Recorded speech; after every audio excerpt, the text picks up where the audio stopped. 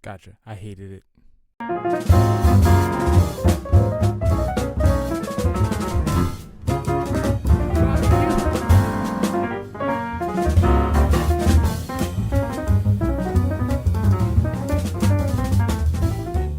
owe it to them to talk about John Cena's retirement because we did say that was what we were going to talk about next.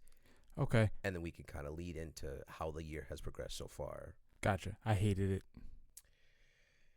And I'm removed from the event, and I still hate it. Yeah. Me personally, I did not. I don't know. I understand because there were a lot of comments, there were a lot of talks online, there were a lot of posts, and one side leaning one way, the other leaning the other way. Me personally, where I land is, I understand the conversation of if this is what John Cena wanted, then John Cena should go out how he wanted to go, and I don't want to take that from John Cena because it's John Cena. I feel like he deserves to go out the way that he wants to, and if it's putting over someone like Gunther, I respect that. Now, taking the kayfabe out, taking and inserting the John Cena fan, right, the person who grew up watching him since 2002, it's the giving up, it's the tapping out. For me, I'm just like, of all the ways that I did not agree with that. I did not like that. There are going to be a bunch of people online who are like, oh, if you don't agree with that, then you're a child. And it's like, okay, well, fine. I guess I'm a 30-year-old child then. Because I don't appreciate it. I would have, if he had beaten him in a way where, like, he pinned Cena, or even if Cena keeps fighting and he passes out, because there were a lot of people who are like, oh, we don't want to see him pass out. Me personally, I don't particularly mind that, because that means he kept fighting until he couldn't anymore, because that's what he said he was going to do, is never give up, hustle, loyalty, respect. I think it's the giving up for me that kind of sours it. Now, I mean, that's just talking about that match. I think the event as a whole was okay. I think the best match of the night was probably Obafemi versus Cody Rhodes. If not that, then I would say Sol Ruka and Zarya versus the Judgment Day girls. I thought it was. It was Charlexa, you're right. No, it was Bayley and Lyra Valkyria. And it was just Sol Ruka versus Bayley. Yeah. Sol Ruka versus Bayley was the best match of that night. That match was fire. I did like the matches. I liked 2 of the 4 matches. I didn't care for the Cody Oba match. Now, I liked the match until I didn't like the match. And by that, I mean, if you can't give a definitive winner, just don't do it yet.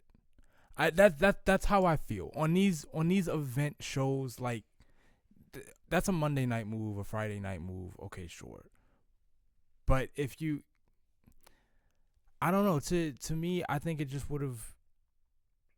I think it would have been better for both. If Oba would have come in and just definitively beat Cody, and as the Super Bowl guy who never wants to see Cody lose, I would have been able to eat a Cody loss in that way, because I think Cody would have had Cody would have walked away being like, there's a guy coming that, like, I actually need to be on the lookout for, because, like, I lost outright, and Oba would have massive momentum coming into the main roster, and it's not a title match, so it's really, like, literally nothing on the line. The one reason why I push back against that is because I think in a match like this where you don't have a definitive winner, you help service. It's one of those things where it's like everybody gets to have their cake and eat it too, because everybody wants to see Obafemi fight as many people as possible, Cody Rhodes being one of them. And you're right, not having a definitive winner kind of sucks, but also it's just enough of a taster for the people who don't watch NXT to see Obafemi in action. Because there are a lot of people who are like, yeah, NXT is cool, I'm just not going to watch it. So you have no idea who Obafemi is, and you're watching it like, oh my God, who is this 6-foot-tall, brolic man that's throwing Cody Rhodes around like potatoes? Maybe I should look out for that guy when he does join the main roster. If anything, that says to me, like, you would have left a bigger impact if you come in and beat him. So who just came in here and laid out our champion and left? Yeah, but you also can't make your WWE champion, your QB1, whatever title they want to give for him at that time. You can't have him be the guy to get laid out by this up and comer. Yes, you can. That's like, I don't have a lot of experience in this department, but I've seen it just enough. That's what anime does all the time. Your next arc villain just comes in, and it's very common to see your character bust out the move that saved him in season 2 on the season 3 villain. The season 3 villain just kind of knocks away like broccoli. And you're like, oh, okay, that's what you're about.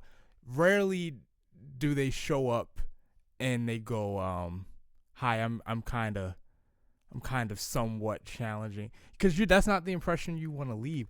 I do think now squashing him is probably a step far. I get you at that point. That's probably a step too far. But losing, I think that's very important. Remember the first time Yusuke fought Sensui? Remember how easily Sensui just dealt with him? Matter of fact, remember the first time they really met Sensui, when they're in the crowd, and it's not even Sensui that does it.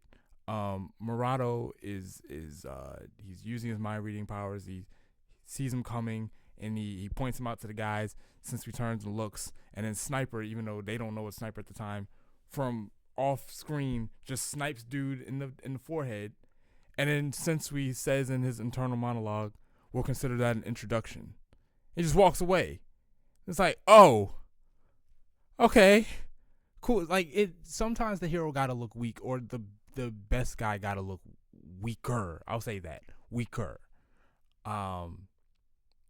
so that we know there's something to be worried about. Thanos dunking the Hulk. As much as people complain, like, oh well, how they do that to the Hulk. It's not what they did to the Hulk. It's what they did for Thanos. It's not the same thing. If he did it to someone who wasn't the Hulk, you wouldn't take Thanos that seriously. If he did that to Captain America, it doesn't. He did it to the Hulk. He dragged Thor by the head and he laid out the Hulk. I would make the argument that I think people are more upset not about Thanos beating the brakes off the Hulk, but what the Hulk became post Infinity War.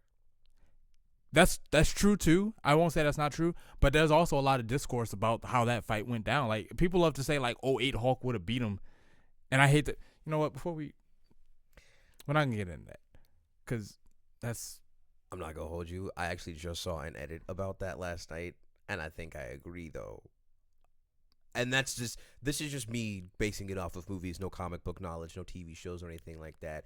Just the way that Hulk was written, I think he would have gotten, like, I still think he would have lost, but I don't think it would have been as definitive. To make sure we're on the same page, by 08 Hulk, we mean Edward Norton, MCU canon Hulk, is what I mean.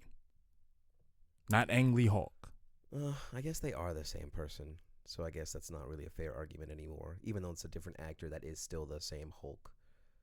All right. Point. All right. Anyway, the event itself, I say half the matches I liked, half the matches I didn't like. Cena going out on his back. I'm not one of those compromising people. I don't care in what way he lost. I would have hated it. Cena wins. And the reason I say Cena wins is because when you're at the end of the rope and you have all those people in there who, like, you don't get 20-year vets retiring every day. I get why Goldberg doesn't go out on top. I get why AJ Styles probably won't go out on top. Roman Reigns should go out on top. John Cena should go out on top. Rey Mysterio, because it's coming, I think he should go out on top. But that's just because Rey was my favorite wrestler. Fair enough. And when the day comes, I'll advocate for my own personal reasons that Cody go out on top. But I think your pillars of the company should go out on top. And wrestling is the never-ending story, so you always have to think about tomorrow. But sometimes you got to do the moment.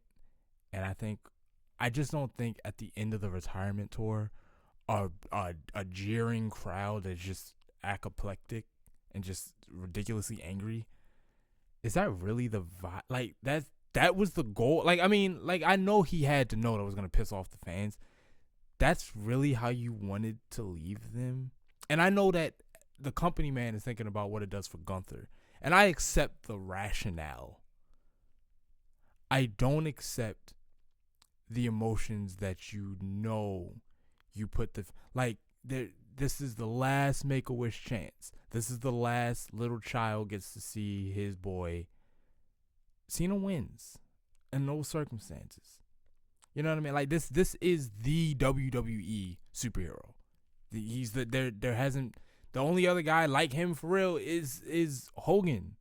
And Hogan became very divisive. But I just mean like in terms of like, because Stone Cold, he was beloved by all, but he wasn't the white meat hero. He was the anti-authority kind of,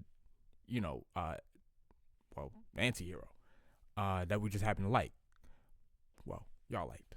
I never cared for him. But Just before your time. yeah, but even like growing up, when I would hear about him, and he's like, yeah, he gets on the top rope and he drinks beers and he throws his middle finger up at his. I was like, all right, whatever. 1 beer, 2 beers, 2 beers, 3 beers. So I'm like, nah, I'm not with any of that. But yeah, like you get one shot at that, and I think there's more. They're thinking long term in terms of Gunther. I think there's more long term in terms of thinking about that kid that would have seen him go out on top, who would have said, you know what, 30 years from now, 40 years from now, I want to be big enough that the industry says, you know what, usually the guy loses on his way out. We're going to let you win. You make a dream off of seeing something like that. Sure. You know what I mean? So I don't necessarily disagree with that sentiment. I am kind of used to people losing their retirement match. Angle, he lost his. Shawn Michaels lost his. Ric Flair lost his. People tend to lose their retirement matches. So while I didn't want that to happen, I was expecting it. I think kind of moving into now the post John Cena, I think the one thing that it has done for Gunther, to me, really hasn't actually been all that interesting. no, not even a little bit. Like maybe the first time when I heard how loud they were, I was like, I get it. But that lasts what, like a couple weeks? Right. Like people, it's just, I don't think the modern fan has the attention span. And I don't mean this in an insulting way.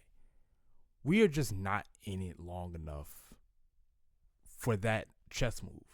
You know what I mean? Like when you think about a guy like Bob Backlund, who was champion for like 4 years, you know what I mean? Or was it 8 years? Bruno Sammartino was the one that was like 8 years. Yeah. You know, people back then could sit through something like that. So I understand why you make that villain your villain, because he's going to be the villain for the next 6 years, and the fans are going to be here hating him for the next 6 years at the same level they hated him when he did whatever he did back then. Today's fans not like that. Today's fans very flavor of the week, and there's very little you can do to buy yourself that much time with the same shtick. Now, you can keep recreating, you can keep reintroducing, you can send them out on a break and let them come back to a pop or something like that. You can keep doing that, and that will buy you some time. But you look at Cody. Cody was on his journey for, he came back in 22. So it took him 2 years to get it done. And people were behind him. Took him 1 year to really outstay his welcome.